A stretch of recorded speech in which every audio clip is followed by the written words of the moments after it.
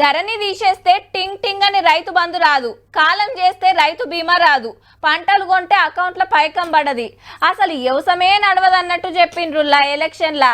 చల్ అంతా జూట, వెనకట్కెళ్ళి లేంది ఇప్పుడేమో కొత్తగా చెప్తుండ్రని కాంగ్రెస్ వాళ్ళు.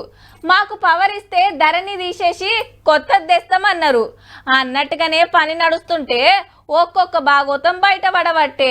సంతోష్ అనే ఒక రాజ్యసభ మెంబరు, వారి కుటుంబానికి సంబంధించిన ఆయన పేరు మీద కూడా భూములున్నాయి. ఆ గ్రామంలో అందరి భూములు కూడా నిషేధిత జాబితాలో ఉంటాయి, కానీ ఈయనకు మాత్రం పట్టా అవుతుంది. సంతోష్ అంటే ఎవలో కాదు, బీఆర్ఎస్ ఎంపీ సంతోష్ రావు గారే. కేసీఆర్ సార్ సడ్డకుని కొడుకు. ధరణిల పార్ట్ బిల నిషేధిత జాబితాలుంటే అవి కొనలేము, అమ్మలేము, పట్టాలు కావు, లోన్లు రావు. మేడ్చల్ జిల్లాలో కోర్ల అసొంటి భూమి 23 ఎకరాలు మన సంతోష్ రావు గారి ఇంట్లో పేరు మీద పట్టా అయిందని రికార్డులు మర్రేస్తే తేలిందట ధరణి కమిటీకి. ఇది ఒక్క ఉదాహరణనే, 1,00,000 ఎకరాలను ఇట్లనే పట్టాలు చేసుకున్నారు అనేది మనోళ్ళ మాట. రేపు ఇంకెన్ని బయటకు వస్తాయో. ఈ ముచ్చటిట్లుంటే ధరణి తిప్పల మీద దరఖాస్తులు తీసుకుంటున్నారు కదా, దానికి టైం ఇంకో 6 పెంచిర్రు.